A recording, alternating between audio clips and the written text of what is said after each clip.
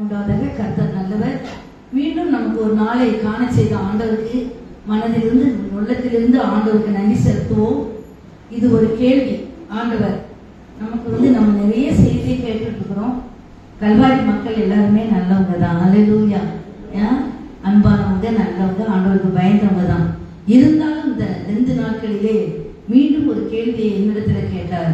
என்னை நேசிக்கிறாயா? உங்களை தானே நேசிக்கிறோம், அதனால தானே சர்ச்சில் இருக்கிறோம் அப்படிங்கிறீங்க. ஆனா அதற்கு அடையாளம் என்னன்னு சொன்னா, வீட்டுல, வேலை இடங்கள்ல, சமுதாயத்துல நம்முடைய வாழ்க்கை எப்படி இருக்கிறது?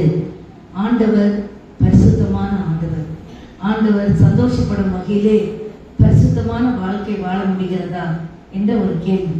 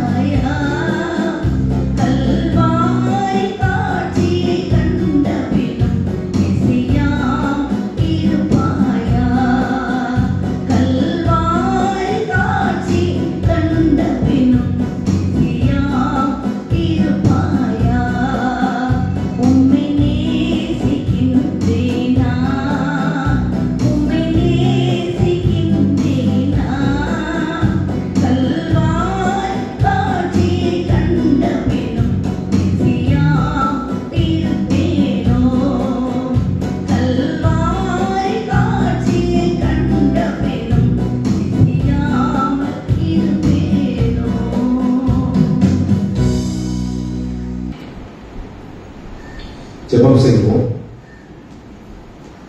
நல்லவர்களே, உம்மை நாங்கள் துதிக்கிறோம், உம்மை ஸ்தோத்திரிக்கிறோம். இப்பொழுது கூட இந்த அருமையான மனமகிழ்ச்சி நாளிலே உம்முடைய வார்த்தையை கேட்கும்படியான ஒரு சாத்தியத்தை இன்றைக்கு எங்களுக்கு தந்திருக்கு. இந்த நேரத்தை உங்களுடைய கருத்தில் நாங்கள் கொடுக்கிறோம். நீர் பேசும் ஆண்டவரே, நாங்கள் கேட்கிறோம். உம்முடைய சத்தத்தை கேட்டு உம்முடைய சத்தத்துக்கு கீழ்ப்படிந்து நடக்க இந்த கீழ்ப்படுத்தின் இருதயத்தையும் எங்களுக்கு தர வேண்டுமா சொல்லிக்கிறோம். இந்த நேரத்தை நீ ஆசீர்வதித்தார், மோட்சமாக்கித்தார். உம்முடைய நாமமே தொடர்ந்து மகிமைப்படட்டும். இயேசுவுல கேட்கிறோம் அன்புள்ள பிதாவே, ஆமென். ஹல்லேலூயா, ஹல்லேலூயா. கர்த்தர் நமக்கு கிருபையாக ஜீவனை தருகிறார். நம்பிக்கையுடையவர்கள் யாரும் சொல்லுங்க. நான் அப்படிதான் நினைக்கிறேன். நம்முடைய பலத்தினாலே ஒரு நாள் கூட இந்த உலகத்திலே வாழ, ஒரு நொடி கூட வாழ முடியாது. இன்றைக்கு நாம் ஜீவனோடு இருக்கிறோம் என்றால் அது கர்த்தருடைய கிருபை தான். ஆகவே இறந்தவர்கள் எல்லாம், மரித்து போனவர்கள், கடந்து போனவர்கள் எல்லாம் கிருபை இல்லாதவர்கள் அல்ல என்று அர்த்தம் அல்ல. ஆண்டவர் ஒரு வேலை குறித்திருக்கிறார். அந்த நாளிலே கர்த்தர் அழைக்கும் போது நாம் சென்று விடுகிறோம், அவ்வளவுதான். ஆனால் இருக்கிற நாள் வரைக்கும் நாம் கர்த்தருக்கு பிரியமாக வாழ வேண்டும் என்பதுதான் நம்முடைய திட்டம் மாத்திரமல்ல, ஆண்டவர் அந்த திட்டத்திற்கே நம்மை அழைத்திருக்கிறார். இந்த மாதத்துக்குரிய ஆசீர்வாதமான வாக்குத்தத்த வசனம் உங்களுக்கு ஏற்கனவே 1ஆம் தேதி வந்திருக்கிறவர்களுக்கு உங்களுக்கு தெரியும். மத்தேயு எழுதின சுவிசேஷம் 6ஆம் அதிகாரம் 33ஆம் வசனத்திலே முதலாவது தேவனுடைய ராஜ்யத்தையும் அவருடைய நீதியையும் தேடுங்கள், அப்பொழுது இவைகள் எல்லாம் உங்களுக்கு அவர் குறைச்சு தர மாட்டார். இல்ல கொஞ்சோண்டு கொடுக்கிறவர் இல்ல, கூட கொடுப்பார், அதிகமாக கொடுப்பார் அப்படின்னு சொல்லி ஒரு வாக்கு தத்தத்தை நம்முடைய தலைமை போதகர்கள் தந்தார்கள். இது யாருக்கு இந்த வாக்கு தத்தம் என்றால் தேடுகிறவர்களுக்கு தான். நீங்க கர்த்தரை தேடணும். கர்த்தரை தேடாதவர்களுக்கு உங்களுக்கு கூட கொடுக்கும் வார்த்தை சொந்தமாக்கி கொள்ள முடியாது. நாம் தான் தகுதியற்றவர்கள், அப்படிதான் நாம் நினைத்துக் கொள்ள வேண்டும். அதான் உண்மை. ஆனா நமக்கு ஒரு எஜமானர் இருக்கிறார், ஆண்டவராகிய இயேசு கிறிஸ்து. ஹல்லேலூயா. நிறைய பேர் சொல்லுவாங்க தங்களுடைய தவறுகளை உணர்ந்து கொள்வதே கிடையாது. மற்றவர்களை குறை சொல்லியே வாழக்கூடியவர்கள் அதிகமாக இருக்கிறார்கள். அதாவது ஒட்டகம் நடந்து போயிட்டு இருந்துச்சா, அப்போ எதிரில் கொக்கு வந்துச்சா, கொக்கை பார்த்து ஒட்டகம் சொல்லிச்சா, என்ன கழுத்து இப்படி வளைஞ்சி அசிங்கமா இருக்குன்னு சொல்லி எது கேட்குது? ஒட்டகம் கேட்குது. கொக்கை பார்த்து ஒட்டகம் கழுத்து எப்படி இருக்குது? கிட்டத்தட்ட கொக்கு மாதிரி தான் இருக்கும். ஆனா அது என்ன சொல்லுது? கொக்குவை குறை சொல்லுது. இதுதான் வாழ்ந்து கொண்டிருக்கிறோம்ல. ஆனா நமக்கு குறைவுள்ளவர்கள் தான். ஆனா குறைவுகள் மத்தியிலே நமக்கு ஒவ்வொரு குறைவுகள் ஒவ்வொரு விதமாக ஒவ்வொருவருக்கு இருந்தாலும் கூட நமக்கு பொதுவான ஒரு எஜமானர் உண்டு. அவர் தான் ஆண்டவராகிய இயேசு கிறிஸ்து. ஹல்லேலூயா. எல்லாருக்கும் ஒரே மாதிரியாக கொடுக்கிறவர் நம்முடைய ஆண்டவர் இல்லை. ஒவ்வொருவருக்கு அவரவர்கள் கிரியைக்கு தக்கதாக பலனை ஆண்டவர் கொடுக்கின்றார். ஒரு பெட் ஷாப் உங்களுக்கு தெரியும். நாய், பூனை, கிளி, இந்த மாதிரி பேர்ட்ஸ் இதெல்லாம் விற்கிற ஒரு கடை. அந்த கடைக்கு ஒரு சிறுவன் நடந்து சென்றான். அங்கே சென்று அங்க அப்படியே சுத்தி பார்க்கறான். அவனுக்கு ஒரு நாய்க்குட்டி வாங்கணும் ரொம்ப ஆசை. இப்போ கடைக்காரன்ட்ட போறான். கடைக்காரன்ட்ட போய் கேட்கிறான், எனக்கு அந்த நாய்க்குட்டி வேணும், அழகா இருக்கிற அந்த நாய்க்குட்டி எனக்கு வேணும். அப்போ அவர் சொன்னாரு, இந்த நாய்க்குட்டி உங்களுக்கு தரேன், 1000 ரூபாய் நீ தரணும். அவன் பாக்கெட்ல போய் பார்க்கறான், 100 ரூபாய் தான் இருக்குது. என்கிட்ட அவ்வளவு பணம் இல்லை. அப்போ நான் வேற நாய்க்குட்டியை பாரு அப்படின்னு. அப்படியே பார்த்தா இன்னொரு நாய்க்குட்டியை பார்த்தா, இந்த நாய்க்குட்டியை எனக்கு கொடுங்க அப்படின்னா. அப்போ அதை பார்த்தா அது 500 ரூபாய் நாய்க்குட்டி. இவனால வாங்க முடியாது. இவனுக்கு கஷ்டமா இருந்தது. என்னடா வந்து ஒரு நாய்க்குட்டியை வாங்கிட்டு போகணும்னு நினைச்சோம், வாங்க முடியல, காசு 100 ரூபாய் தான் இருக்கு அப்படின்னு அப்படியே பார்க்கும்போது அந்த கடையில ஒரு ஓரத்துல ஒரு சின்ன நாய்க்குட்டி, அது யாருக்கு அது கட்டிலாம் போடல, அப்படியே மெலிஞ்சி ஒரு மாதிரி அது படுத்து கிடக்குது. இவன் அதை பார்த்த உடனே இவனுக்குள்ள ஒரு ஆசை வந்துருச்சு. அப்போ அந்த கடைக்காரர் கூட்டி, எனக்கு அந்த நாய்க்குட்டி எனக்கு கொடுங்க, எவ்வளவு காசு அப்படின்னு கேட்டான். நான் கடைக்காரர் சொன்னாரு, அது காசுக்கு கிடையாது, அது இலவசமாக நீ எடுத்துக்கலாம். ஏன்னா அது விலை போகாத ஒரு நாய். அது இந்த ரோட்ல அது சும்மா சுத்திக்கிட்டு இருந்தது. ஏன் அது விலை போகாதுன்னா அதுக்கு ஒரு கால் ஊனம், நொண்டி தான் அந்த நாய் நடக்கும். அதனால யாரும் வாங்க மாட்டாங்க. அதனாலதான் அது அந்த ஓரமா இருக்குது. நான் இலவசமாவே உங்களுக்கு தரேன், நீ என்ன பண்ணு, அதை எடுத்துட்டு போ. கொஞ்சம் நீங்க ஒண்ணும் எனக்கு இலவசமா தர, 100 ரூபாய் நான் கொடுத்து என்ன பண்றேன், அதை நான் வாங்கிக்கிறேன் அப்படின்னு சொல்லி அந்த 100 ரூபாய் கொடுத்து அந்த நாய்க்குட்டி அவன் மாட்டோடு அணைத்து அவன் கடையை விட்டு நடந்துச்சான். நடந்து செல்லும் போது அந்த கடைக்காரன் பார்த்தார், அவன் கண்களில் கண்ணீர் வந்தது. ஏன்னா அந்த சிறுவனுடைய காலம் ஒரு ஊனம். அவனும் நடந்து போது விந்தி அவனும் நடந்து போனா.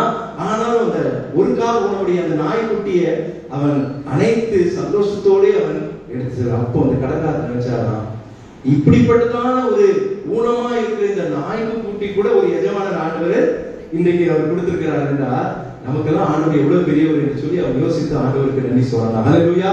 உண்மையா பாருங்க, நம்மளும் ஊனமா தான் இருக்கிறோம். உடனே நம்ம கால் நடக்கலாம், ஆனா நிறைய விஷயங்கள்ல நம்ம ஊனமா தான் இருக்கிறோம், குறைவுள்ளவர்களாக தான் இருக்கிறோம். ஆனா நமக்கு ஒரு எஜமானன் இல்லை. ஆனா அந்த எஜமானனுக்கு காலெல்லாம் ஊனம் கிடையாதுங்க. ஆமா, அவர் பர்ஃபெக்ட், அவர் பூரணமானவர். அப்பேற்பட்டவர் தான் நமக்கு எஜமானனா இருக்கிறார். ஹல்லேலூயா. அப்ப இந்த நாளிலே அப்படிப்பட்ட ஒரு எஜமானை பெற்றிருக்கிற நாம் கர்த்தருடைய வார்த்தை ஒரு ஜெபத்தோடு கேட்கும்போது நமக்கு நிச்சயமாக இது ஆசீர்வாதமாக இருக்கும், பிரயோஜனமாக இருக்கும். பைபிள் ஸ்டடிக்கு நீங்க வரீங்க, பாதி பேர் வரீங்க, இங்க இருக்கிற பாதி பேர் வரீங்க, ரொம்ப சந்தோஷம். அதுல பாஸ்ட் 3 வார்த்தை என் காதுல விழிச்சது. பாஸ்டமா நீங்க பாஸ்டர் பேசிட்டு இருக்கும்போது, ஏங்க எப்ப பார்த்தாலும் பிசாசு பிசாசுனே என் காதுல விழிச்சுக்கிட்டு இருக்கீங்கன்னு சொல்லிட்டு நான் வீட்டுல நான் இருந்தேன். அது உண்மைதான். 3 வார்த்தை அதிகமாக எனக்கு ஒவ்வொருத்தருக்கு அது எப்படி தெரியல, எனக்கு அது பைபிள் ஸ்டடியில முதல்ல இயேசு இந்த வார்த்தை அதிகமா பயன்படுத்துறார் நம்முடைய பாஸ்டர். இரண்டாவது பிசாஸ், இந்த பிசாசை குறித்து ஆண்டவர் நம்முடைய பாஸ்டர் அதிகமா பயன்படுத்துறார். மூணாவது பரிசுத்த ஆவி, அதை குறித்து அவர் அதிகமாக பயன்படுத்துறார். ஆவியில 2 ஆவி உண்டு, அசுத்த ஆவி உண்டு, பரிசுத்த ஆவி உண்டு. அப்போ இந்த காரியம் நீங்க நல்லா புரியணும். நீங்க இயேசுவை தெரிந்து கொள்வது எவ்வளவு முக்கியமோ அந்த அளவுக்கு எதிராளியாகிய பிசாசை நீங்க தெரிந்து கொள்ளணும். கரெக்டா சொல்லுங்க. நீங்க பிசாசு எப்படிப்பட்டவன்னு தெரியாம நீங்க இயேசுவுக்கு பிரியமா வாழ முடியாது. உங்களுக்கு ஒருத்தன் சண்டை போட வரானா, நீங்க அவனை ஜெயிக்கணும்னா நீங்க இன்னொரு ஆளை தெரிஞ்சுக்கிறது முக்கியம் கிடையாதுங்க, அவனை பற்றியே நீங்க அதிகமா தெரிஞ்சிருக்கணும். அவன் எப்படிப்பட்டவன், அவனுக்கு என்ன பேக்ரவுண்டு, அவன் எப்படிலாம் நம்மளை சாய்ப்பான், அவன் எந்த விதத்துல வருவான், இதையெல்லாம் நமக்கு தெரிந்து கொள்ளும் போதுதான் அவனை நாம் மேற்கொள்ள முடியும். அதனால இயேசு எந்த அளவுக்கு அங்க அவசியமோ அந்த பிசாசும் அங்க அவசியமா இருக்கிறான். அதனால பாஸ்டர் அழகா சொன்னாரு, பிசாசும் ஆசீர்வாதத்தை கொடுக்க முடியும். ஆமா, அவன் அப்படிதான் கொடுத்துக்கிட்டு இருக்கிறான். அப்போ பரிசுத்த ஆவியுடையவர்கள் தான் தேடுவார்கள். தேடும் போது உங்களுக்கு இவைகளெல்லாம் கூட கொடுக்கப்படும் என்று சொல்லி வேதம் சொல்கிறது. சரி, இன்றைக்கு நான் உங்களோடு பகிர்ந்து கொள்ளக்கூடிய தலைப்பு, வேதத்துல ஆவியை பெற்றிருந்த ஒரு சில மனிதர்கள் உண்டு. நிறைய பேர் இருக்கிறாங்க, எல்லாரையும் சொல்ல முடியாது. ஒரு 3 பேரை மாத்திரம் வேதத்தின் அடிப்படையிலே ஆவியை பெற்றிருந்த ஒரு 3 பேரை குறித்து நான் உங்களோடு சொல்லி நான் கடந்து போக ஆசைப்படுகிறேன். 2 கொரிந்தியர் 3ஆம் அதிகாரம் 17ஆம் வசனத்தை வாசிங்க. ஸ்கிரீனை பார்த்து கூட வாசிக்கலாம். கர்த்தரே ஆவியானவர், கர்த்தருடைய ஆவி எங்கேயோ அங்கே என்ன உண்டு? விடுதலையும் உண்டு போடல, விடுதலையும் உண்டு. நல்லா அதை கவனிக்கணும். விடுதலையும் உண்டு என்று சொல்லப்படுகிறது. கர்த்தரே ஆவியானவர். அப்ப ஆவியானவர் நமக்குள்ளே இருக்கும் போது என்ன உண்டு? விடுதலை உண்டு என்று நாம் வாசிக்கிறோம். இல்ல, பாவத்திலிருந்து விடுதலை, ஆடுகளிலிருந்து விடுதலை, பற்றாக்குறையிலிருந்து விடுதலை, எதிராளிகளிலிருந்து விடுதலை. நம்முடைய வாழ்விலை விடுதலை வேண்டும் என்றால், இவைகளெல்லாம் உங்களுக்கு விரும்பக்கூடிய காரியங்கள் கூட கொடுக்கப்பட வேண்டும் என்றால், நீங்க கர்த்தருடைய ஆவியானவர் உங்களோடு இருக்கணும். ஆவியானவர் உங்களுக்குள் இருந்தால் உங்களுக்கு நிச்சயமாக கூட கொடுக்கப்படும் விடுதலையான காரியங்கள் வாழ்வில் உண்டு. அப்படி வேதத்துல ஆவியை பெற்றிருந்தவர்கள் அவர்கள் எப்படி அதற்காக என்ன ஆசீர்வாதங்களை அவர்கள் செய்தார்கள், பெற்றார்கள் என்று சொல்லி ஒரு சிலரை நாம் வரிசையாக நாம் பார்க்க போகின்றோம். முதலாவதாக என்னாகமம் 27ஆம் அதிகாரம் 18வது வசனத்தை வாசிங்க. கர்த்தர் மோசேயை நோக்கி, அப்படியே நிறுத்திக்கங்க. இங்க என்ன போடப்பட்டிருக்குது? ஆவியை பெற்றிருக்கிற. இது யார் சொன்ன வார்த்தை? கர்த்தர் சொன்ன வார்த்தை. யாரை பார்த்து சொன்ன வார்த்தை? மோசேயை பார்த்து சொன்ன. யாரை குறித்து சொன்ன வார்த்தை? யோசுவாவை குறித்து சொன்ன வார்த்தை. இது கர்த்தர் தன் வாயினாலே யோசுவாவை குறித்து கொடுத்த ஒரு சாட்சி. யோசுவா எதை பெற்றிருந்தார்? ஆவியை பெற்றிருந்தார் என்று கர்த்தர் சொல்கிறார். அப்ப அதுல மாற்றுக்கிறது உங்களா? ஏன்னா கர்த்தரே சொல்லிட்டாரு. நான் ஒரு ஆளை பார்த்து ஆவியை பெற்றிருக்கான்னு சொன்னா அது மாறும், மாற்றப்படும், அது உண்மை இருக்காது. ஆனா கர்த்தரே மோசேயை நோக்கி சொல்றாரு, ஆவியை பெற்றிருக்கிற புருஷனாகிய யோசுவா, அப்படி தொடர்ந்து வாசிங்க. என்னும் நூனின் குமாரனை நீ தெரிந்து கொண்டு அவன் மேல் உன் கையை வைத்து. அதாவது மோசேக்கு பிறகு இஸ்ரவேல் ஜனங்களை நடத்துவதற்கு என்ன செய்வது என்று மோசே கலங்கி கொண்டிருக்கும் போது யாருக்கோ தூக்கி அந்த ஒரு போஸ்ட் ஆண்டவர் கொடுத்திருந்தார். ஆண்டவர் சொல்கிறார், ஆவியை பெற்றிருக்கிற யோசுவாவை உனக்கு பிறகு நான் என்ன பண்றேன்? தெரிந்து கொண்டேன். ஆமா, நீ அவன் மேல் கையை வைத்து அவனை ஆசீர்வதித்து உனக்கு பிறகு அதை நடத்தும்படியாக நான் அவனை தெரிந்து கொண்டேன் என்று வேதத்திலே வாசிக்கிறோம். இங்கே ஆவியை பெற்றிருந்த யோசுவா என்று வாசிக்கிறோம். யோசுவா சாதாரணவர் கிடையாது. ஆமா, யோசுவா மோசே எவ்வளவு பெரிய சிறந்த மனிதரோ, சிறந்த பரிசுத்தவானோ, அந்த அளவுக்கு மோசேக்கு பிறகு யோசுவாவும் அப்படிப்பட்டவனாக இருந்தார். நீங்க மோசே நிறைய அற்புதங்களை செய்யறார். அந்த விதமாக யோசுவாவும் ஆவியை பெற்றிருந்ததுனால அவன் என்ன பண்ணா, மகத்துவமான காரியங்களை அவன் செய்கிறவனாக இருந்தான். யோசுவா ஆவியை பெற்றிருந்ததுனால மகத்துவமானவைகளை, செய்யக்கூடாதவைகளை, யாராலும் செய்யக்கூடாததை கர்த்தர் மூலமாக அவன் செய்தான் என்று நாம் வேதத்திலே வாசிக்கிறோம். யோசுவா கலங்கி கொண்டிருக்கும் போது யோசுவா 1:7 வாசிக்கிறோம், நீ பயப்படாதே, திகையாதே, கலங்காதே, நான் உன்னோடு இருப்பேன், நான் உன்னை விட்டு விலகுவதில்லை, உன்னை கைவிடுவதில்லை என்று ஆண்டவர் சொல்றார். மோசே கூட ஒரு சூழ்நிலையில அந்த ஊழியத்துக்கு வரும்போது அவன் ஏற்றுக்கொள்ளவே இல்லை. ஆமா, எனக்கு வாய்த்து நான் வந்து திக்குவாயி, எனக்கு பேச தெரியாது, மோசைக்கு பேச தெரியாது. அவன் சொல்றான், எனக்கு பேச தெரியாது, நான் திக்குவாயி, நான் பயப்படுவேன், அவங்க எல்லாம் பயங்கரமான ஆளுகள் எல்லாம் பயப்படுறாங்க. ஆண்டவர் அவனை அப்படியே அழகா அணைத்து, உனக்கு வாயா போத்த இருப்பான், வா கூட அப்படின்னு சொல்லி ஆரோனை சகோதரியை கொண்டு வந்து என்ன பண்றாங்க, அழகா ஆண்டவர் கொண்டு வர்றாங்க. ஆனா மோசேயுடைய காலத்துக்கு பிறகு இந்த ஜனங்களை நடத்துவதற்கு யார்கிட்டயும் நம்ம கொடுக்க முடியாதுன்னு சொல்லும்போது ஆண்டவர் யோசிக்க சொல்ல, நீ ஒன்னும் கவலைப்படாது, ஆவியை பெற்றிருக்கிற யோசுவா, பரிசுத்த ஆவியானவர் எங்க உண்டு அங்கதாங்க இன்னொன்று விடுதலை. வெற்றி வாழ்க்கை வேண்டும் என்றால் நீங்க கர்த்தருடைய ஆவியானவர் உங்களுக்குள்ள இருக்கணும். ஆவியானவருடைய தயவு இந்த கிருபை நாட்கள் நீங்க 3 காலங்கள் பிதாவானவர் இருந்தா, அதுக்கு பிறகு இயேசுவானவர் இருந்தா, இப்போ யாருடைய செய்கிறீர்கள், பரிசுத்த ஆவியானவர். இப்ப ஆவியானவர் நமக்குள்ளே இருக்கு. அவர் திரியேக கடவுள், ஒரே தேவன் தான், ஆனா திருத்துவம்.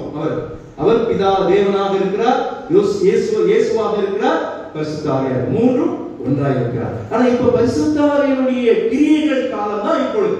அப்ப பரிசுத்த ஆவி உங்களுக்கு இருக்கவில்லை என்றால் வேதத்தினுடைய வாக்குத்தத்தங்களை நீங்க பெற்றுக்கொள்ள முடியாது. உங்களுக்கு இவைகளெல்லாம் கூட கொடுக்கப்படும் என்றால் நீங்க பரிசுத்த ஆவியானவரை நீங்க பெற்றிருக்க வேண்டும். அதுக்குள்ள நான் வர விரும்பல, அது பாஸ் உங்களுக்கு நிறையவே எடுத்துட்டாரு. பரிசுத்த ஆவியானவர் உங்களுக்கு இருந்தா நீங்க எப்படி இருப்பீங்க, ஆவியானவர்னா என்ன, ஆவினா என்ன, எல்லாவற்றையும் தெளிவா பேசிவிட்டார். இங்கே யோசுவா ஆவியை பெற்றிருக்கிறபடியால் அவர் மகத்துவமானது நிறைய அற்புதங்களை செய்தார். ஒரு சில காரியங்களை பார்த்து நம்ம அடுத்ததுகளை கடந்து போவோம். நீங்க பாத்தீங்கன்னா யோசுவா 3ஆம் அதிகாரம் 17ஆம் வசனத்தை வாசிங்க. யோசுவா 3ஆம் அதிகாரம் 17ஆம் வசனத்தை வாசிங்க.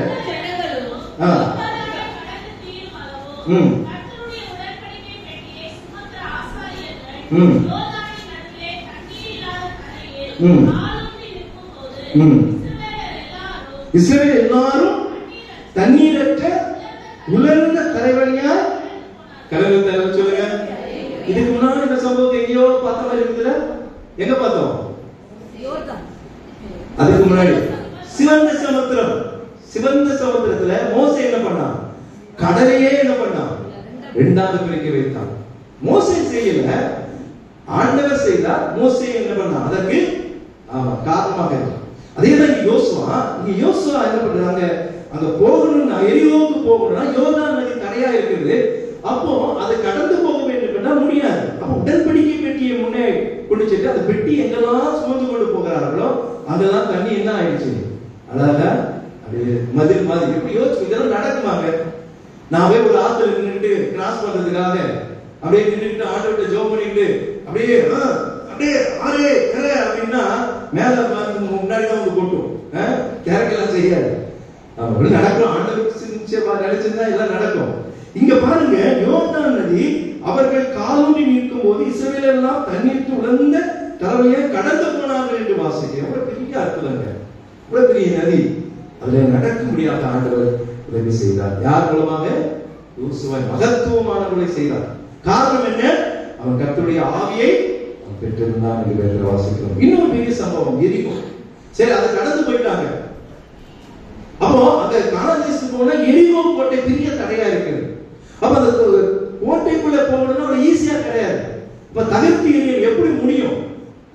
அப்போ 6ஆம் அதிகாரம், அதே யோசுவா 6ஆம் அதிகாரம் 20ஆம் வசனத்தை வாங்க. கொஞ்சம் அப்படி வாசிச்சு அடுத்த காரியத்துக்கு போறேன். 20ஆம் வசனத்தை வாசிங்க.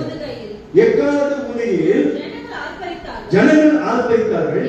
எக்கால சத்தத்தை ஜனங்கள் கேட்டு மகா ஆரவாரத்தோடு முழங்குகளில் அலங்கம் இடிந்து விழுந்தது. போதும் போதும். இங்க நடந்த சம்பவத்தை நீங்க பார்க்கணும். இங்கே பாத்தீங்கன்னா எரிகோ கோட்டை தடையா இருந்த போது இவர்கள் எக்காலம் ஊதி ஆர்ப்பரித்து ஆண்டவருக்கு நன்றி சொன்னால் என்று வாசிக்கிறோம். அதற்கு முன்பதாக யோசுவா சொல்றான், நீங்க என்ன பண்ணுங்க, இந்த சுற்றி ஒரு தரம் என்ன பண்ணுங்க, 6 நாள் ஒரு தரம் சுற்றி வாங்க, 7வது நாள் 7 தரம் சுற்றி வாங்க. சும்மா தான் கிடைச்சிடாது உங்களுக்கு. இவையெல்லாம் உங்களுக்கு கூட ஆண்டவர் சொல்லிட்டாரு, எனக்கு கூட கூடையா வேணும், செய்யணும். நீங்க செய்யாம கிடைக்காது. அதனால சொல்ல, முதலாவது தேவனுடைய ராஜ்யத்தையும் அவருடைய நீதியையும் இதை செய்ய மாட்டோம், தேட மாட்டோம். ஆனா நமக்கு என்ன வேணும், எல்லாம் கிடைக்கும், கூடவே கிடைக்கும். ஆண்டவர் வாக்கு கொடுத்துட்டாங்க. ஆண்டவருடைய வாக்கு பொய்யாகுமா? ஆகாது. ஆனா ஆண்டவர் அதுக்கு முன்னாடி சொன்னாரு, நீ தேடுனாதான் என்ன கிடைக்கும், கூட கொடுக்கப்படும். நம்ம கூட கொடுக்கப்பட மட்டும் எடுத்துப்போம், தேடுறதை விட்டுருவோம். நீங்க தேடாம கிடைக்காது. ஆண்டவரை தேடாம நீங்க நன்மைகள் பெற முடியாது. ஆண்டவரே நினைக்கிறது இல்லைங்க, அவன் வாழ்றாங்க. சொல்லுவோம் சொல்ல மாட்டோம், சொல்லுவோம், நம்முடைய மனசுல இல்ல, வாயிலே சொல்லுவோம். நானே சொல்லியிருக்கேன், கடவுள் பயமே இல்லைங்க. ஆண்டவர் அவனுக்கு மாடி மேல மாடியை கொடுத்துருக்காரு, கார் மேல கார் கொடுத்துருக்கு. பிசாசும் ஆசீர்வாதத்தை கொடுக்க முடியும். அல்லேலூயா. ஆனா அந்த ஆசீர்வாதம் அவனுக்கு மகிழ்ச்சியை தராது. கொஞ்சம் வச்சுக்கிட்டு நம்ம ஆண்டவர் ஆலயத்தில் உட்கார்ந்து சந்தோஷப்படுற பாருங்க, அதுதாங்க பெரிய சந்தோஷம். அல்லேலூயா. ஒண்ணுமே இல்லைங்க நம்ம கிட்ட, ஒண்ணுமே கிடையாதுங்க, ஒண்ணும் கிடையாது. ஆனா நம்ம எப்படி இருக்கிறோம், சிரிச்சுக்கிட்டே இருக்கோம். சிரிக்க பார்க்கலாம், அவ்வளவுதாங்க. இந்த மூஞ்சி தாங்க எனக்கு ஆசையா இருக்குது, சிரிங்க. கஷ்டம் இருக்கு, யாருக்குமே கஷ்டம் இல்லை, எல்லாருக்கும் கஷ்டம் இருக்குங்க. அவனுக்கு நிறைய, நம்ம நினைக்கிறோம் ஆனா நிறைய இருக்குது, பங்களா இருக்குது, கார் இருக்குது. நைட்ல தூங்குவா நினைக்கிறீங்க, தூக்கம் வராது. மாத்திரையை போட்டு தூங்கணும். நமக்கு தெரியாது, நமக்கு தெரிஞ்சதுதான் பணம் வச்சிருக்கிறாங்க. கஷ்டப்படுறதுதான் நமக்கு தெரியாது. நம்ம தூக்க மாத்திரை எல்லாம் போடுறது இல்லை, நேரம் பார்த்துல தூங்குறது, படுத்தா நல்லா தூங்குறது. அல்லேலூயா. ஆண்டவர் நீங்க தேடுங்க ஆண்டவர். யோசுவா ஆண்டவருடைய ஆவியை பெற்றிருந்தான், மகத்துவமானங்களை செய்தான். எரிகோ யோர்தான் நதியை பிளந்து நடக்க வைத்தான். எரிகோ கோட்டையை தகர்த்தெறியும்படியாக யோசுவா செய்தான். 3வது ஒரு சம்பவத்தை சொல்லி நான் அடுத்த காரியத்துக்கு போகிறேன். இங்க பாத்தீங்கன்னா 10ஆம் அதிகாரம், யோசுவா 10ஆம் அதிகாரம் 12ஆம் வசனத்தை வாசிங்க. கர்த்தர் எமோரியரை இஸ்ரவேல் புத்திரருக்கு முன்பாக ஒப்பு கொடுக்கிற அந்நாளிலே யோசுவா கர்த்தரை நோக்கி என்ன சொல்றான்,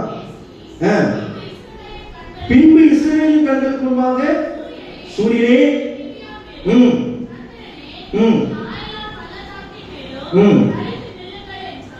இது யாருக்கு ஆர்டர் போடுறா பாத்தீங்களா? யாருக்கு? என்னடா இது விளையாட்டு வேடிக்கையா இல்ல? சூரியனுக்கு சந்திரனுக்கு இவர் யாரு ஆர்டர் போடுறாரு? யோசுவா போடுறாரு. எப்படிங்க இது சாத்தியமாகும்? எனக்கு ஆச்சரியமா இருந்தது படிக்கும் போது. மகத்துவமான காரியங்களை செய்தார் யோசுவா. ஒரு மனிதனுடைய வார்த்தை, அதான் நீங்க 14ஆம் வசனத்தை வாசிங்க. இந்த 14 இப்படி கர்த்தர் ஒரு மனிதனுடைய சொல் கேட்ட அந்நாளை ஒத்த நாள் அதற்கு முன்னும் இல்லை, அதற்கு பின்னும் இல்லை. கர்த்தர் இஸ்ரவேலுக்காக கரங்களை வைத்து அதை சொல்லுங்க, உயர்த்தாதவங்க மீண்டும் கை வைத்து அதை சொல்லுங்க. ஆமாங்க, ஒரு மனிதனுடைய வார்த்தைக்கு கீழ்ப்படுத்தாருங்க ஆண்டவர். அதான் அப்படிதான் போட்டுக்கிறது. கர்த்தர் ஒரு மனிதன் சொல் கேட்டு அந்நாளை ஒத்த நாள் அதற்கு முன்னும் இல்லை. நடந்தது தெரியுமா? சூரியனும் சந்திரனும் வெற்றி வெற்றி ஆண்டவர் எப்படி வேணாலும் வெற்றி கொடுக்கிறாங்க. சண்டையை போடாமே வெற்றி பெற்றார், இவங்க போருக்கு போகாம வெற்றி பெற்றார். ஒரே ஒரு கல்லை வச்சு கோலியாத்த காலி பண்ணார். ஒண்ணு பெரிய கத்தியெல்லாம் எடுத்து வரல. இங்க ஆண்டவர் நாம ஜெபம் பண்ணிட்டு ஆண்டவரோட சொல்றாங்க, சூரியனே சந்திரனே அப்படியே நில்லுங்க. ஏன்னா அவங்க உள்ள போனா ரொம்ப நேரம் ஆகும். அப்படி அதை நிக்க வச்சாதான் வெற்றி கிடைக்கும். ஏன்னா அவங்க ரொம்ப பலசாலியாக இருக்காங்க எமோரியர்கள். இவர்களை மேற்கொள்ள வேண்டும் என்ன, இவர்களிடத்துல பல படைப்பதம் இல்லை. ஆனா யார் இருக்கிறா? இவங்களுக்கு கர்த்தர் இருக்கிறார். அல்லேலூயா. பெரிய வெற்றிங்க. யோசுவா மகத்துவமானவர்களை செய்யலாம். சாதாரண ஏன்னா நீ நான் செய்யலாம். ஆனா என்ன இருக்கணும் நமக்குள்ள? கர்த்தருடைய ஆவியானவர். ஆவியானவர் உங்களுக்குள் இருந்தா நீங்களும் மகத்துவமானவர்களை செய்யலாம். நீங்க ஜெபித்தா ஆண்டவர் கேட்பார். உங்களுக்காக மாத்திரம் இல்ல, மற்றவர்களுக்காகவும் ஜெபிக்கும் போது ஆண்டவர் உதவி செய்யணும். சில நேரம் சொல்லணும், எங்களுக்காக ஜெபம் பண்ணணும், ஆண்டவர் ஜெபத்தை கேட்டார். உண்மைதான், ஆண்டவர் ஜெபிக்கிற ஜெபத்துக்கு ஆண்டவர் பதில் கொடுப்பார். ஆனா கர்த்தருடைய பிள்ளைகள் ஆவியானவர் உங்களுக்குள்ளே வாசமாய் இருந்தார் நீங்கள் கேட்பதற்கும் மேலாக கூட கூட கூட கூட ஆண்டவருக்கு கொடுப்பார். ஹல்லேலூயா. இந்த யோசுவா ஆவியை பெற்றிருந்தபடியால் மகத்துவமானவர்களை செய்தான் என்று சொல்லி வேதத்திலே வாசிக்கிறோம். சரி, இரண்டாவது ஒரு மனிதரை நம்ம பார்ப்போம். 2 ராஜாக்கள் 2ஆம் அதிகாரம் 9ஆம் வசனத்தை யாராவது வாசிங்கள். 2 ராஜாக்கள், ஒரு நிமிஷமா எல்லாம் திருப்பிக்கிட்டோம். 2 ராஜாக்கள் 2ஆம் அதிகாரம் 9ஆம் வசனம் இப்ப வாசிங்க. அவர்கள் அக்கறைப்பட்ட பின்பு எலியா எலிசாவை நோக்கி, நான் உன்னை விட்டு எடுத்துக் கொள்ளப்படும் முன்னே நான் உனக்கு செய்ய வேண்டியது என்ன கேள். அதாவது அப்படி தெரியுமா, எலியா வந்து எலிசாவை நோக்கி, அதாவது குரு சிஷ்யனை பார்த்து சொல்றாரு, நான் உன்னை விட்டு எடுத்துக் கொள்ளப்படும் முன்னே நான் உனக்கு என்ன செய்வது. ஒரு குரு ஒரு சிஷ்யனை விட்டு கடந்து போகும்போது இந்த வார்த்தை சொல்லுவாங்க, நான் உன்னை விட்டு போறப்பா, நான் உனக்கு என்ன செய்யணும் அப்படின்னு கேட்கும்போது எலிசா என்ன பதில் சொல்றாரு பாருங்க. இப்ப வாசிக்குமா. அதற்கு எலிசா, உம்மிடத்தில் உள்ள, நல்ல கவனிங்க, உம்மிடத்தில் உள்ள ஆவியின் வரம் எனக்கு இரட்டிப்பாய் கிடைக்கும்படி வேண்டுகிறேன். ஹல்லேலூயா சொல்லுங்க. ஹல்லேலூயா. அப்போ இந்த இடத்துல நீங்க கவனிக்கணும், எலியாவிடத்துல இருந்தது என்னது? இப்படி யோசிக்கிறீங்களா? இவ்வளவு தெளிவாக சொல்றேன், ஆவியின் வரம்.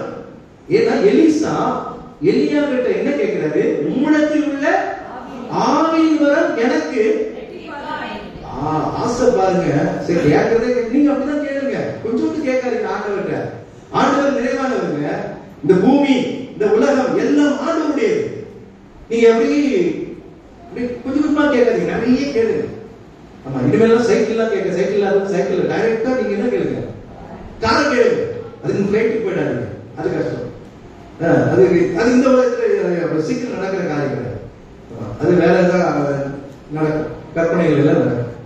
இங்க ரெட்டிப்பான ஆசீர்வாதத்தை எலிசா கேட்கிறான். ஆனா கேட்டது எது? தவறு கிடையாது. ஒருவேளை நீங்க நிறைய சொத்து வச்சிருக்கீங்க எலியா, ஆமா, நீங்க போக போறீங்க, எப்படியா போங்க, சீக்கிரம் போயிட்டீங்க கூட எனக்கு சந்தோஷம், ஏன்னா அடுத்தது எனக்கு கிடைக்கும்ல, அதனால சொத்தை தான் எனக்கு என்ன பண்ணுங்க, எனக்கு கொடுத்துருங்க. அது எப்படி கொடுக்கணும்? ஒண்ணு கூட உனக்கு வச்சுக்காம எல்லாமே எனக்கு எழுதி கொடுத்துடணும். இன்னும் வேற எங்க எல்லாமே சேர்த்து அப்படி நம்ம கேட்கிறேன். ஆவின், ஆண்டவருடைய ஆவியின் வரத்தை எனக்கு நீ ரெட்டிப்பாக கூட இருந்து ரசித்தவர் எலிசா. எலியாவை கூட இருந்து ரசித்தவர். எல்லாம் தெரியும். ஏன்னா எலியா அவ்வளவு அற்புதங்களை செய்தார். எப்படி யோசுவா மகத்துவமான செய்தார், அந்த விதமாக எலியாவும் மகத்துவமானதை செய்தார். ஆனா ஒரு மேன்மை அவர் என்ன தெரியுமா? எலியாவிடத்துல தேவனுடைய ஆவியானவர் இருந்ததுனால அவருக்கு கிடைத்த மேன்மை என்ன தெரியுங்களா? ஒரு பாட்டு. எலியா மரிக்காமலே எங்க போனா? மரணத்தை அவன். எவ்வளவு பெரிய ஆச்சரியம் இல்ல, எவ்வளவு பெரிய அதிசயம் இல்ல. ஆண்டவர் என்னை பார்த்து நீ மறிக்கவே மாட்டேன்னா எப்படி இருக்கும் இல்ல? மரணம் ஒரு பயம் தானே, இதுவா மரணம்னாலே ஒரு பயம், ஆவி பிரிவதில் அது ஒரு பயம் தான். ஆனா எலியா தேவனுடைய ஆவியை அவன் பெற்றிருந்ததுனால கர்த்தர் அவனுக்கு மேன்மையான வாழ்வை கொடுத்தார். அவன் என்ன பண்ணார்? மரிக்காமலே அவனை பரலோகத்துக்கு எடுத்துக்கொண்டாரா? வாசிங்க 2 ராஜாக்கள் 2:11 வாசிங்க. அவர்கள் பேசிக் கொண்டு நடந்து போகையில் இதோ அக்கினி ரதமும் அக்கினி குதிரைகளும் அவர்கள் நடுவாக வந்து இருவரை, யாரை இருவரை? எலியா எலிசா இருவரையும் பிரித்தது.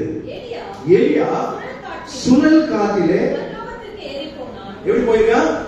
சுழல் காற்று எப்படி இருக்கும்? சுழந்துட்டு அப்படியே ராக்கெட் போற மாதிரி எலியா எங்க போறான்? பரலோகத்துக்கு போறான். எலிசா பார்த்துட்டே இருக்கான். எவ்வளவு ஆச்சரியமான காட்சி, கொஞ்சம் கற்பனை பண்ணி பாருங்க. நடக்குமா இது? இப்ப நடக்குமான்னு தெரியாது, நடந்ததுதான் வேதம் சொல்கிறது. அப்போ எலியா மரிக்காமலே பரலோகம் சென்றான் என்று சொல்லி வேதத்துல வாசிக்கிறோம். உள்ள அந்த காரியங்கள் நமக்கு நடக்குமான்னு தெரியாது, ஆனா மரிப்போம். ஆனா நாம எங்க போவோம்? தைரியம் சொல்ல மாட்டீங்களே. நான் தேவனுடைய ஆவியுடையவர்கள், நான் தேவனுடைய ஆவியை பெற்றிருக்கிறவன், நான் தேவனாலே முன்குறிக்கப்பட்டிருக்கிறவன், நான் தேவனாலே அழைக்கப்பட்டிருக்கிறவன், தேவன் என்னை தெரிந்து கொண்டிருக்கிறார். நான் மரிப்பேன், ஆனா எங்க போவேன்? பரலோகம் போவேன். மரிக்காமலே போகணும்னா யார் வரணும்? ஆண்டவருடைய. அதுவும்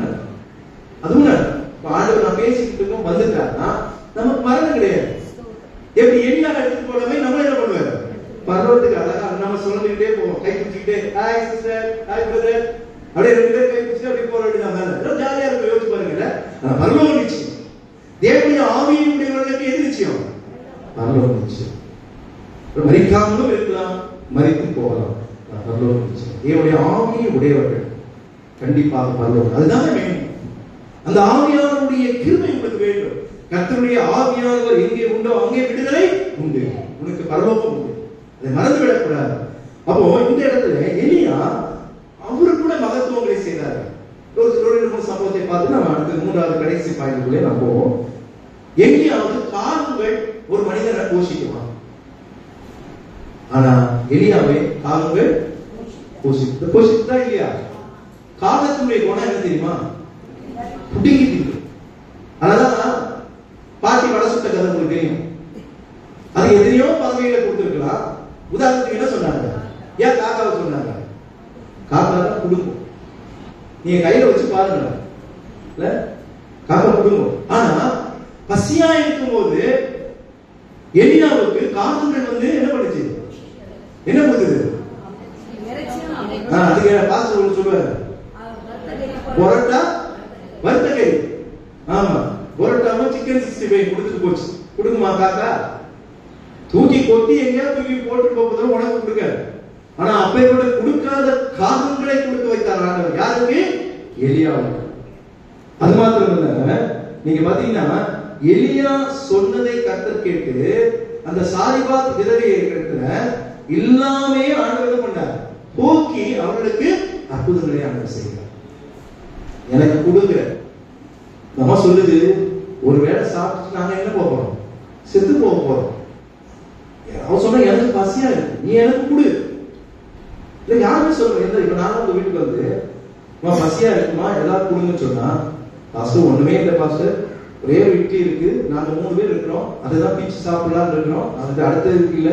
இப்ப நான் வந்து நீ குடும்ப ஒரு இட்லி வச்சிருக்கல, எனக்கு கூட நீ 3 பேர் சாப்பிட போனா என்ன உடனே என்ன பண்ணுவீங்க? அங்க இருக்கு செல்லமா கிளம்புங்க பாஸ்டர் சொல்லி தொட்டி விட்டுருவீங்க. ஆனா இந்த அம்மா அப்படி சொல்ல, உங்களுக்கு என்ன நம்பிக்கையோ தெரியல, கொடுத்துட்டாங்க. தேவனுடைய ஊழியக்காரர்கள் கொடுக்கிற எந்த ஒரு காரியம் உங்களுக்கு வீணாய் போகாது. ஆண்டவர் இரட்டத்தனியான பலனை கொடுப்பார். ஹல்லேலூயா. ஏன்னா தேவனுடைய ஊழியக்காரர்கள் அவர்களுடைய தேவனுடைய ஊழியக்காரர்கள், நீங்க அதை மறந்து விடக்கூடாது. அவர்களை நீங்க போஷிக்கும் போது அந்த போஷிப்பு உங்களுக்கு ஆசீர்வாதத்தை தரும். நிறைய நேரத்தில் நம்ம ஆண்டவருடைய பிள்ளைகளுக்கு ஆண்டவருக்கு கொடுக்கிறது ரொம்ப யோசிக்கிறோம். நான் கர்த்தருடைய பிள்ளைகளுக்கு கொடுப்பது ஒருபோதும் அவர்கள் கெட்டு போனதே இல்லை. இங்க பாத்தீங்கன்னா ஒருவேளை உணவுக்கு தான் வச்சிருந்தாங்க, அப்புறம் அந்த பஞ்சம் தீரும் வரை அவங்களுக்கு என்ன இல்லை, மாவும் குறையில எண்ணெய் குறையில. அப்ப சுட்டு அவங்க என்ன பண்ணிருக்காங்க? சாப்பிட்டு பக்கத்திலே கொடுத்திருப்பாங்க. ஆசீர்வாதம் அவங்களுக்கு மட்டும் பிளஸிங் இல்ல, மற்றவங்களுக்கும் பிளஸிங். என்ன பண்ணாங்க? எலியாவுக்கு கொடுத்தாங்க. எலியா அப்பேற்பட்ட அற்புதத்தை ஆண்டவர் செய்தார். கூட எலியாவின் மூலமாகத்தான் இந்த மகத்துவமான காரியங்களை செய்கிறதை நாம் பார்க்கிறோம். எலியா கூட யோர்தான் நதியை ஒருமுறை என்ன பண்றாரு? பிறந்தரா இல்லையா? 2 ராஜாக்கள் 2ஆம் அதிகாரம் 8ஆம் வசனத்தை வாசிங்க. 2 ராஜாக்கள் 2ஆம் அதிகாரம் 8ஆம் வசனம். அப்பொழுது எலியா தன் சால்வையை எடுத்து முறுக்கி தண்ணீரை அடித்தார். அது இரு பக்கமும் பிரிந்தது. அவர்கள் இருவரும் இந்த தண்ணீரை பிரிச்சு போட்டு இவங்களுக்கு ரொம்ப ஈஸியா போயிடுச்சு. மோசே செய்யறாரு, எலியா செய்யறாரு, யோசுவா செய்யறாரு, ஈஸியா செய்யறாங்க. ஆனா நமக்கு ரொம்ப கஷ்டமா தெரியல. தேவனுடைய ஆவியை பெற்றிருந்தவர்களுக்கெல்லாம் இது ரொம்ப சர்வ சாதாரணமா இருந்தது. ஆமா, தன்னுடைய போட்டிருந்த அழுக்கு சார்ந்த சுத்தமான சார்பு கிடையாது. போட்டு தண்ணியில ஒரு அடி அடிச்ச உடனே தண்ணி என்ன ஆயிடுச்சு? ஏன்னா தேவனுடைய ஆவியை பெற்றிருந்தான். அதனாலதான் ஆண்டவர் அவன் மரணத்தை காணாமலே எங்க போயிட்டான்? பரலோகம் வச்சிருக்கான். ஹல்லேலூயா. இந்த பேர்பட்ட நன்மைகள் நாமும் பரலோகம் போக வேண்டும் என்றால் கர்த்தருடைய ஆவியானவர் நமக்குள்ளே வாசம் செய்யும். ஆவியானவர் இல்லாமல் நீங்க ஒருபோதும் பரலோகம் போக முடியாது. ஆவியானவர் உங்களுக்குள்ளே இருந்தால் நீங்கள் பரிசுத்தமாய் இருப்பீர்கள். இருதயத்தில் சுத்தமுள்ளவர்கள் பாக்கியவான்கள், அவர்கள் தேவனை தரிசிப்பார். யாரும் எல்லாரும் தரிசிக்க மாட்டாங்க. இருதயத்தில் சுத்த வேண்டாம். கர்த்தருடைய ஆவியானவர் எங்கே உண்டோ அங்கேதான் உங்களுக்கு விடுதலை. நீங்க பரிசுத்தமாய் அப்பதான் இருக்கு. அப்போ இங்கே எலியா மரிக்காமலே பரலோகம் சென்றான். ஏனென்றால் எலியா ஆவி பெற்றிருந்தான். கடைசியாக ஒருவரை பார்த்து நாம் முடிப்போம். தானியேல் 5ஆம் அதிகாரம் 12ஆம் வசனத்தை வாசிங்க. ராஜாவினால் அந்த தானியேலுக்குள் சொப்பனங்களை ஏற்றி பண்ணுகிறதும் புதைபொருள்களை வெளிப்படுத்துகிறதும் கருகலானவர்களை தெளிவிக்கிறதுமான அறிவும் புத்தியும் என்ன இருந்தது? மத்தவங்க சொல்லுங்க. தூங்குறவங்க நல்ல சொல்லுங்க. ஆஹா, 5 பேர் சொல்றாங்க. என்னடா பாஸ்ட் வாயிலிருந்து வந்து அதை கவனிக்கிறது கிடையாது இல்ல. தூங்குறவங்க தான் சொல்ல. அப்ப நீங்க எல்லாம் தூங்குறீங்களா? ஆனா நீங்க தூங்கலன்றது உயர்த்தவங்கள தெரிஞ்சு போச்சு. ஏன் நான் தூங்குனீங்கன்னா நான் சொல்றத கேட்க முடியாது. நீங்க தூங்கல, யாருமே தூங்கல. வெரி குட், அப்படிதான் இருக்கணும். விசேஷத்த ஆவியாக இருந்தது தானியேலுக்கு. நான் சொல்ல வேதம் சொல்கிறது. ஒரு பெரிய லிஸ்ட் இருக்குங்க. சொப்பனங்களை ஏற்றி பண்ணுகிறவன், புதைபொருள்களை வெளிப்படுத்துகிறவன், கருகலானவர்களை தெளிவிக்கிறவன், அறிவுடையவன், புத்தி உடையவன், கடைசியில கூறப்பட்டிருக்கிறது விசேஷித்த ஆவியை உண்டென்று இது காணப்பட்டது. ஆனா நீங்க இன்னொரு வசனத்தை நீங்க வாசிங்க. 6ஆம் அதிகாரம் 3ஆம் வசனத்தை வாசிங்க. தானியேல் 6. இப்படி இருக்கையில் தானியேல் பிரதானிகளுக்குள்ளும் தேசாதிபதிகளுக்கும் மேற்பட்டவனாக இருந்தால் தானியேலுக்குள் விசேஷித்த ஆவி இருந்தமையால் அவரை ராஜ்யம் முழுமைக்கும் அதிகாரியாக ஒரு ராஜாக்கே தெரிஞ்சுச்சுங்க. தானியேலுக்கு ஏதோ சக்தி, ஏதோ ஒரு சக்தி. உங்க ஊர்ல இருக்கு ஆவி சொல்ற சக்தி தான் சொல்லுவாங்கல்ல, ஏதோ ஒரு சக்தி. நம்ம அடிக்கடி தான் சொல்லுவோம் சக்தி சக்தி. என்ன சக்தியோ தெரியல. இவருக்கு ஒரு சக்தி இருக்கு. ஏன்னா நிறைய விஷயங்கள் தானியேல் ராஜாவுக்கு வெளிப்படுத்தினார். அப்போ ராஜாவுக்கு அது தெரியுது, இந்த இடத்துல ஏதோ ஒரு விசேஷித்த ஒரு ஆவி, விசேஷித்த ஒரு சக்தி, இவனுக்கு மேற்பட்ட ஒரு விசேஷித்த ஒருவர் தானியேலுக்குள்ள இருக்கிறார் என்று ராஜா உணர்ந்து கொண்டார். விசேஷித்த ஆவி இருந்தனால தானியேல் பெற்ற மேன்மை என்ன? மரணத்தை அவன் வென்றான் என்று வாசிக்கிறார். மரணத்துக்கு வாசல்ல போயிட்டாங்க. போனதா இல்லையா? சிங்கக்கவினா கிட்டத்தட்ட அவனுக்கு டெத் கன்ஃபார்ம். அவ்வளவுதான் பழைக்க முடியாது. எத்தனை நாள் பசியோட இருக்கு தெரியுமா சிங்கம்? ஒரு செகண்ட்ல அது ஒரு சிங்கம் இல்லைங்க, அது ஒன்னொன்னு முரட்டு சிங்கம். எத்தனை இருக்குதுன்னு தெரியல, கணக்கு இல்ல, அந்த கணக்கு போடப்படல. ஒரு 7-8 போட்டுங்க. இல்ல ஒரு செகண்ட்ல வந்தவொடனே ஒரு சிங்கம் வாயில தலை இருக்கும், ஒரு இதுல கை இருக்கும், ஒரு இதுல கால் இருக்கும், ஒரு இதுல வயிறு இருக்கும். என்னென்ன பார்க்க எது வாயில் இருக்கிறது யாருக்குமே தெரியாது. அந்த ஒரு கொலபசியோடு சுற்றி கொண்டிருந்த ஒரு மரணத்தை கண்முன் அங்கே நிறுத்தப்பட்டு அந்த மரணத்தை வென்று காட்டியவன் யாரு? யோசுவா மகத்துவம் போல செய்தார். எலியா மரிக்காமலே பரலோகம் சென்றார்.